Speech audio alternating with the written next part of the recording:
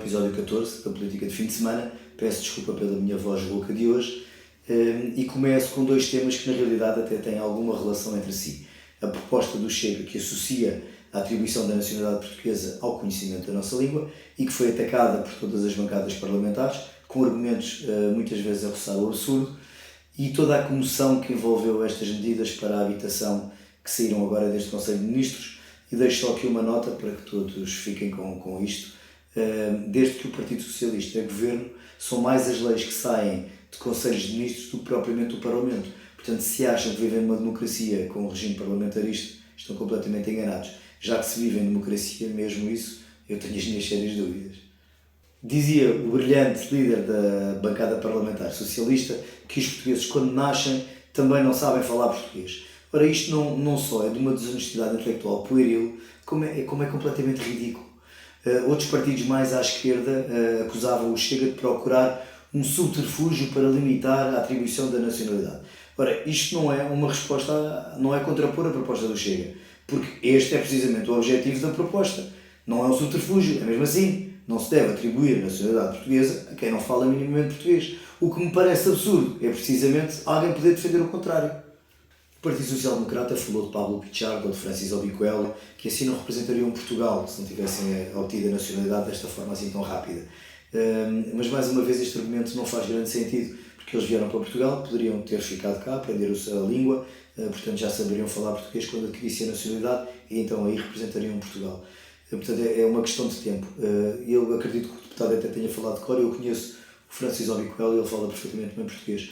A questão aqui do desporto é um bocadinho diferente. Quantos países não usam estes processos e estas formas rápidas e as exceções por interesse público para conseguir naturalizar atletas de alta competição para que possam representar esses países? Quantas seleções não têm mais estrangeiros do que propriamente naturais? E a minha questão aqui é mesmo essa. Que respeito é que isto demonstra pelos atletas nacionais? A resposta do deputado da Iniciativa Liberal foi muito divertida. Vejam, vale a pena. Eu não vou comentar, o assunto hoje é sério e ainda vão dizer que eu já fui para a IEL, ou estou na IEL ou qualquer coisa do género. Na União Europeia, excluindo Portugal, na África do Sul, Austrália, Camboja, Colômbia, Hong Kong, Índia, Israel, Marrocos, Nova Zelândia, Irão e República Dominicana, por exemplo, só concedem direito à cidadania no nascimento se um dos pais, se pelo menos um dos pais, for cidadão ou residente legal do país durante um tempo mínimo. Um filho de portugueses, por exemplo, que nasce na Holanda, na Itália, na Suíça ou até na Alemanha, é português, tal como em qualquer país africano ou na grande maioria dos países asiáticos. Em França, Espanha, Luxemburgo ou Bélgica têm o direito de solo de segunda geração, ou duplo direito de solo, que significa que uma criança nascida nesse país pode obter nacionalidade se pelo menos um dos pais for nacional desse país também.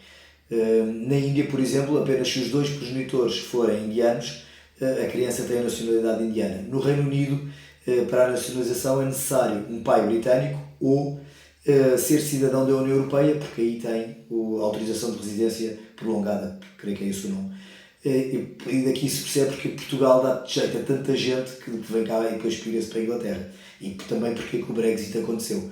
Há pouco tempo um canal português dava uma reportagem que eu assisti, por coincidência, em que falavam de um cartão de cidadão de um português que tinha sido clonado ou roubado. Este cidadão vivia em Inglaterra há cerca de um ano. Mais à frente na reportagem percebe-se que este cidadão é indiano, não falava uma única palavra de português, tinha cá estado umas semanas e depois tinha logo ido para a Inglaterra e esperou lá pelos documentos. E foi neste transporte que acho que o cartão de cidadão se extraviou.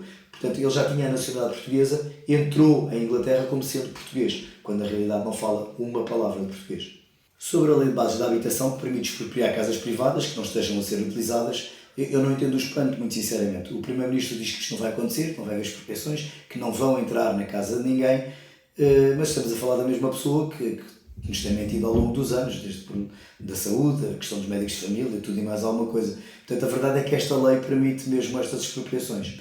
Se tiver uma casa de férias ou uma casa de família que herdou dos seus pais ou dos seus avós, onde passa fins de semana de vez em quando, ou muito de vez em quando, arrisca-se a um dia ter a casa ocupada contra a sua vontade. Mas eu não entendo o espanto, muito honestamente, porque Isto pode ter vários nomes: absurdo, injusto, um atentado à propriedade privada, aos direitos dos portugueses, inconstitucional, mas o nome certo para definir isto é socialismo.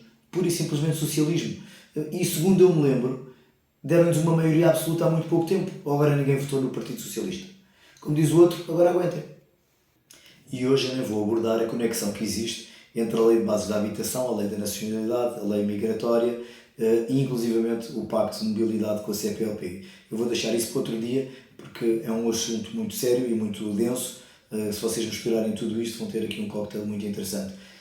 Vou só deixar esta nota: o PS e o PSD, sobretudo este último, porque é a oposição, tiveram medo desde sempre de abordar um tema que já está na cabeça e nos olhos dos portugueses há uns 5 anos. Estão a permitir que um partido que não sabe, não consegue discutir este tema de forma séria, se galvanize com isso. E a consequência é que, quando pretenderem falar sobre este tema, como Moedas e Montenegro tentaram agora, de uma forma consciente e até construtiva, são logo ofendidos. Este é o perigo do populismo vazio de conteúdo, quer para a democracia, quer para o discurso político. É do silêncio dos partidos do arco da governação sobre políticas de imigração que crescem estes populismos bacocos. É fundamental que o PSD se deixe de patetizes e ganhe aqueles frutos vermelhos que muitos acham que são legumes, mas na realidade são frutos, e comece a falar daquilo que interessa aos portugueses e sobretudo daquilo que cria uma verdadeira diferença entre as políticas socialistas em Portugal e as outras, as políticas responsáveis. Outro tema desta semana foi a Comissão sobre os Abusos de Menores da Igreja Católica em Portugal.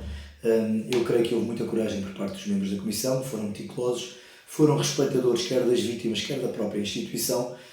O que me custa a entender neste assunto são os elogios à postura colaborativa da Igreja. Eles fizeram aquilo que tinham que fazer, aquilo que era decente, e não tinham outra grande opção, na realidade.